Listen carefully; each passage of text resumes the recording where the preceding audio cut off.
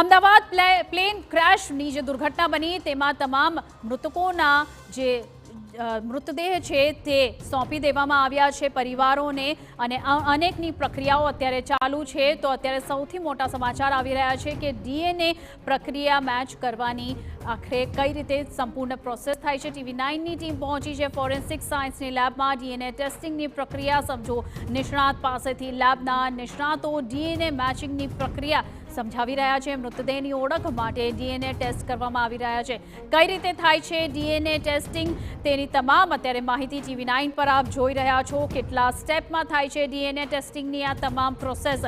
સૌથી પહેલા જાણો TV9 પર ડીએનએ ટેસ્ટિંગની સમગ્ર પ્રક્રિયા। TV9 પહોંચ્યું ડીએનએ ટેસ્ટિંગની લેબમાં અને નેશનલ ફોરેન્સિક સાયન્સ યુનિવર્સિટીની લેબમાં આ તમામ માહિતી મળી છે। Centre of excellence in DNA forensic સેન્ટરમાં તમામ માહિતી મળી।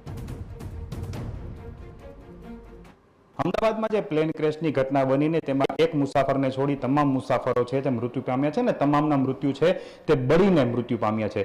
હવે તેમનું ડીએનએ ટેસ્ટિંગ કરવામાં આવી રહ્યું છે અને તેમને તેમના પરિવારજનો સાથે તેનું ડીએનએ મેચ કરવામાં આવી રહ્યું છે। આ તમામ જે પ્રક્રિયા છે તેને 72 કલાક જેટલો સમય લાગતો હોય છે। આ ડીએનએ પ્રક્રિયા કઈ રીતે થાય છે, કયા કયા સ્ટેપ્સ હોય છે તે આજે TV9 પર એક્સક્લુઝિવ આપણે જાણીશું ને આપણે અત્યારે એ લેબમાં છે કે જ્યાં ડીએનએ ટેસ્ટિંગ ચાલી રહ્યું છે। ડીએનએ ટેસ્ટિંગની પ્રક્રિયા છે તે ચાલી રહી છે અને આ પ્રક્રિયા છે અત્યાર સુધી કઈ રીતે કરવામાં આવી રહી છે, તેમાં કેટલા સ્ટેપ્સમાંથી પસાર થવું પડે છે। જ્યારે ડીએનએ સેમ્પલ આવતું હોય છે ત્યારે તેની પ્રક્રિયા શું હોય છે। પહેલા તો આ એક લેબ છે। આ પહેલા સ્ટેપનું જે લેબનો રૂમ છે તે હું આપને બતાવી રહ્યો છું કે શરૂઆતમાં જ્યારે ડીએનએ ટેસ્ટિંગ માટેનો જે નમૂનો આવતો હોય છે તે પહેલા અહીં આવતો હોય છે। આપણે સમજીશું નિષ્ણાંતો પાસેથી કે ડીએનએ ટેસ્ટિંગની પ્રક્રિયા છે, પહેલું સ્ટેપ કઈ રીતનું હોય છે, કઈ પ્રમાણેની કાર્યવાહી હોય છે। સર, પહેલું સ્ટેપ જ્યારે સેમ્પલિંગ માટે આવતું હોય છે ત્યારે તેની પહેલી કાર્યવાહી શું હોય છે, કઈ રીતનું થતું હોય છે?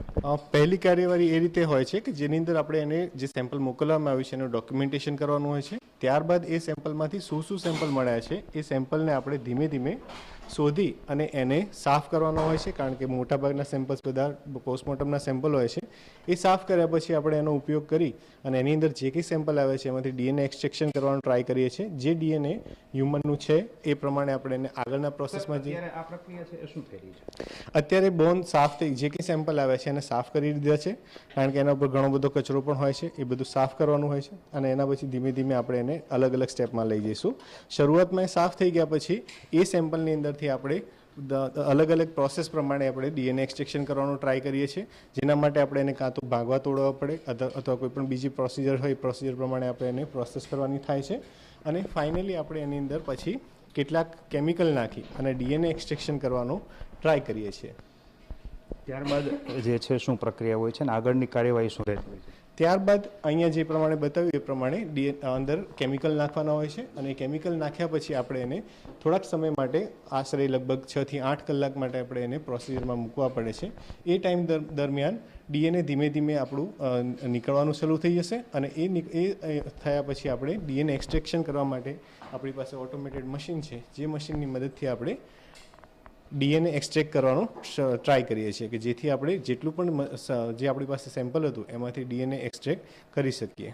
ઓકે સર, જે આ લેબ છે સ્ટેપ 2 પ્રક્રિયા શું હોય છે? કેમ કે 72 કલાક જેટલો સમય લાગતો હોય છે કે આ બધી તમામ પ્રક્રિયા છે પસાર થવામાં। બાજુમાં પણ પ્રક્રિયાઓ આ જ પ્રમાણે ચાલુ છે। બાજુની પ્રક્રિયાઓ શું છે અને તે કઈ રીતે થતી હોય છે?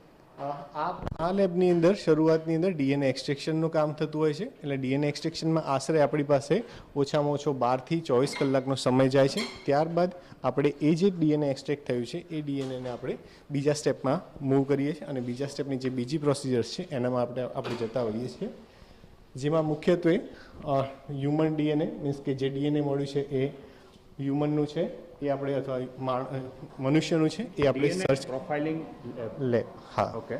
તો અહીં પણ જે છે એ બીજા સ્ટેપની જે પ્રોફાઇલિંગ થતું હોય છે તેની આ પ્રયોગશાળા છે તેની જે પદ્ધતિ છે અહીં થતી હોય છે। આપણે આ સમજીશું કે આ જે લેબ છે સ્ટેપ 2 સર, એટલે કે અહીં કઈ પ્રમાણેની પ્રક્રિયા થતી હોય છે? ચોક્કસ સર, બાજુની લેબમાંથી જ્યારે ડીએનએ એક્સટ્રેક્ટ કરીએ છીએ એમાં આપણે હવે અત્યારે જાણ થઈ ગઈ હશે કે બોન સેમ્પલ્સ હોય, ટિશ્યુ સેમ્પલ્સ હોય, હેર સેમ્પલ્સ હોય, તો એમાંથી ડીએનએ અલગ અલગ પદ્ધતિથી આપણે એક્સટ્રેક્ટ કરી અને પછી એના એ જે ડીએનએ એક્સટ્રેક્ટ થયું છે એમાં એકચ્યુઅલ ક્વોન્ટિટી કેટલી છે, એની ક્વોલિટી કેટલી છે એ એમ્પ્લિફાય કરીએ છીએ અમારી QPCR જે ક્વોન્ટિટેટિવ PCR ટેકનિક છે એનાથી, અને પછી અમે જાણીએ કે ઓકે આમાં આ DNA સેમ્પલમાં આટલું કોન્સન્ટ્રેશન છે અને એને ડાયલ્યુટ કરીએ છીએ. ડાયલ્યુટ કરીએ અને અમારી પાસે એક કીટ છે. અત્યારે પણ આ પ્રક્રિયા છે એ શું થઈ રહી છે, જનરલી આપ સમજાવી શકો? અત્યારે જે PCR થઈ રહ્યું છે, ક્વોન્ટિટેટિવ PCR, એનાથી અમને ખબર પડે છે કે જે DNA એક્સટ્રેક્ટ થયેલું છે એમાં કેવી ક્વોલિટી છે, સારી ક્વોલિટીનું એક્સટ્રેક્ટ થયું છે, એમાં ડિગ્રેડેશન છે. કારણ કે અત્યારે જે માસ ડિઝાસ્ટરના કેસીસ છે એમાં મોસ્ટલી દાંત મળે છે. દાંતમાંથી એટલી બધી માત્રામાં DNA એક્સટ્રેક્ટ કરવું મુશ્કેલ હોય છે. તો એના માટે અમે એ ચેક કરીએ છીએ કે ઓકે DNA છે, સારું છે, અને લકીલી આ વખતે સારું મળે છે. કોઈક સેમ્પલ હોય છે ચેલેન્જિંગ, જેને લીધે આ પ્રક્રિયા ખૂબ જટિલ થાય છે, અને જે આપણે માનીએ છીએ કે 22-24 કલાકનો સમય થાય એનાથી બી વધારે સમય અમે લેતા હોઈએ છીએ. કારણ કે જે બી અમે રિઝલ્ટ આપીએ એની દ્રઢતા અને સચોટતા હોવી જરૂરી છે. એટલા માટે આ સેમ્પલ અહીંયાથી ક્વોન્ટિટેશન થયા પછી અમે સામે PCR જે 24 માર્કરની જે કીટ આવે છે, જે આપણે માતૃત્વ પિતૃત્વમાં બી યુઝ કરીએ છીએ, DNA પ્રોફાઇલિંગ જે કહીએ છીએ એના માટે યુઝ કરીએ છીએ. તો એ 24 માર્કરથી અમે જે બાયોલોજિકલ સેમ્પલ છે એ એમ્પ્લિફાય કરીએ છીએ. તો એને ડાયલ્યુટ કરવાનું છે પહેલાં, કે એક ઓપ્ટિમલ યુનિફોર્મ કોન્સન્ટ્રેશન લાવીએ છીએ, અને પછી PCR લગાવીએ છીએ. ત્યાર પછી આગળના સ્ટેપમાં આપણે 24 લોસાઈથી 24 માર્કર જે કહીએ છીએ આપણે જનીનિક, જે ગ્લોબલી સ્ટાન્ડર્ડ વાઇઝ એસેપ્ટેડ છે, એ માર્કરને આપણે એમ્પ્લિફાઈ કરી અને DNA સિક્વન્સરમાં. આ જે પ્રક્રિયા છે એમાં અંદાજિત કેટલો સમય લાગતો હોય છે અને કઈ પ્રમાણે આમ કામ કરતું હોય છે? આમાં જે થર્મલ સાયક્લર કહેવાય આને, એમાં ટેમ્પરેચર ઉપર નીચે થાય અને એક સ્પેસિફિક પેલ્ટિયર ઇફેક્ટ છે, એના લીધે એના ઉપર મશીન વર્ક કરે છે, એના પ્રિન્સિપલ ઉપર. અને જે પ્રોડક્ટ છે એ આપણે 24 માર્કર એમ્પ્લિફાઈ કરી અને રિઝલ્ટ આપીએ છીએ સિક્વન્સરમાં પુટઅપ કરીને, જેને આપણે જીનેટિક એનાલાઇઝર કહીએ છીએ, જ્યાં DNA પ્રોફાઇલ એકચ્યુઅલી જે વેટ લેબ છે એ પુટઅપ થાય છે. બિલકુલ. જે આખરી પ્રક્રિયા છે અહીં આપણે બતાવવા માંગશું. સર, આ જે છેલ્લી પ્રક્રિયા અંતિમ તબક્કાઓ હોય છે, કઈ રીતનું અહીં કાર્યવાહી થતી હોય છે? જે 24 માર્કર જે ભાઈએ કહ્યા તે પ્રમાણે જે એમ્પ્લિફાય થઈને જે માર્કર આવે છે એનું સેપરેશન સાઇઝ પ્રમાણે આ મશીનમાં થાય છે. આ મશીનને જેનેટિક એનાલાઇઝર કહેવામાં આવે છે, અને આ જેનેટિક એનાલાઇઝરમાં એક સાથે તમે 96 સેમ્પલ મૂકી શકો છો. પરંતુ આને પ્રોસેસ કરવાનો સમય લગભગ 1.5 થી 2 કલાકનો થાય, કારણ કે એનું સેટિંગ, આગળનું સેટિંગ, એના મશીનરી સેટિંગ કરીને પછી એ પ્લેટ મૂકવામાં આવતી હોય છે. આની અંદર 96 સેમ્પલની આ પ્લેટ હોય છે. એ પ્લેટની અંદર સેમ્પલ જતા હોય છે, અને પછી તેમાંથી 1.5 કલાક પછી આ પ્રકારની એક જેનેટિક પ્રોફાઇલ જનરેટ થતી હોય છે, જેમાં તમે આ જે નાના નાના પિક્સ દેખાય છે તમને, એમાં 24 માર્કરના આવા પિક્સ હોય છે. કે આ જે પિક્સનું જે બંધારણ છે એ મૃતક અને એના સગા સંબંધી, એનું ભાઈએ કહ્યું એ પ્રમાણે માતા પિતા અથવા તો ભાઈ બહેન, કઝિન બ્રધર, આ પ્રકારના રિલેશનને એનાલિસિસ કરવા માટે ઉપયોગ થતો હોય છે. અને એ પ્રોફાઇલને મૃતક સાથે કમ્પેર કરવામાં આવે. જો એનું 50% જેટલું એક્ઝેક્ટ સરખામણી થાય તો એને આપણે સાચી માનવામાં આવે. જો 100% થાય તો એ એક્ઝેક્ટ એનું સેમ્પલ હોય. તો એ પ્રમાણે પછી Y chromosomal analysis, X chromosome analysis, એના જુદા જુદા સેમ્પલ થતા હોય છે. અને એના પ્રમાણે પછી બીજું એનાલિસિસ ફરીથી કરવું પડે. જો કોમ્પ્લેક્સ રિલેશનશિપ હોય કે જેની અંદર તમારે ભાઈને પ્રૂવ કરવાનો હોય કે બહેનને પ્રૂવ કરવાની હોય, તો એના માટે વળી પાછી ફરીથી જે આ પ્રક્રિયા કરી એને પહેલા નંબરથી પાછી ફરીથી DNA એક્સટ્રેક્શનના પછીના સ્ટેપથી ફરીથી એને રિપીટ કરવી પડે.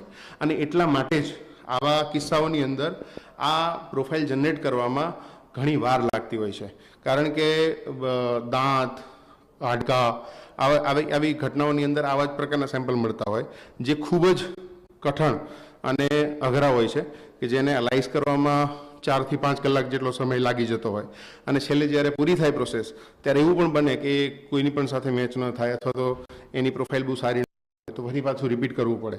એટલા માટે આવી ઘટનાઓના આ પ્રકારના સેમ્પલમાં આટલો બધો સમય લાગતો હોય છે કે 70 કલાકથી પણ વધારે સમય લાગી શકે. એટલા માટે આવી ઘટનાઓમાં DNAનું એનાલિસિસ મિનિમમ 72 કલાક તો લાગતા હોય છે અને એવા ઘણા કિસ્સાઓમાં 72 કલાક કરતાં વધારે પણ સમય થઈ શકે કે જેને આપણે કહી ન શકીએ. બિલકુલ TV9નો આ એક જે પ્રયાસ છે કે જે DNA સેમ્પલ છે તે મેચ થવાની કાર્યવાહી, સેમ્પલિંગ લેવાની કાર્યવાહી અને અંતે જે પરિણામ આવતું હોય છે તેની કાર્યવાહી અંદાજિત 72 કલાક જેટલો સમય લાગતો હોય છે. ઘણી વખત એવા કિસ્સાઓ પણ સામે આવ્યા છે કે મૃતક છે તેમના પરિવારજનોને અસંતોષ હોય છે કે તેમનું DNA અપાઈ ગયું છે તો પણ હજી સુધી પરિણામ શા માટે નથી આવ્યું. પરંતુ આ પ્રક્રિયા બિલકુલ જટિલ હોય છે અને જે લેબમાં કામ કરવાવાળા વ્યક્તિ હોય છે તેઓ પણ દિવસ રાત મહેનત કરતા હોય છે. કન્ટિન્યુ 24 કલાક છે DNA મેચિંગ અને પ્રોફાઇલિંગની આ તમામ કામગીરી છે તે શરૂ છે. શક્ય હોય તેટલું વધુ અને જલ્દીથી DNA મેચિંગ કઈ રીતે થાય અને પરિવારજનોનો મૃતદેહ છે કઈ રીતે ઓળખે અને ત્યારબાદ સિવિલમાંથી તેનો મૃતદેહ કઈ રીતે સોંપવામાં આવે તેની પ્રક્રિયા બિલકુલ 24 કલાક ચાલુ હોય છે. પરંતુ DNA ટેસ્ટિંગ કઈ રીતે થાય છે, કેટલી પ્રક્રિયા જટિલ હોય છે, કેટલા સ્ટેપ્સમાંથી પાર કરવું પડે છે. TV9 પર આજે આપણે એક્સક્લુઝિવ જે માહિતી જોઈ છે અને સમજી છે કે કઈ રીતે DNA ટેસ્ટિંગ થતું હોય છે, મેચિંગ થતું હોય છે અને ત્યારબાદ પરિણામ છે તે કઈ રીતે આવતું હોય છે અને તેના માટે તેને 72 કલાક જેટલો ઓછામાં ઓછો સમય છે તે લાગતો હોય છે. કેમેરા પર્સન નટવર પરમાર સાથે હરીન માત્રાવાડિયા, TV9.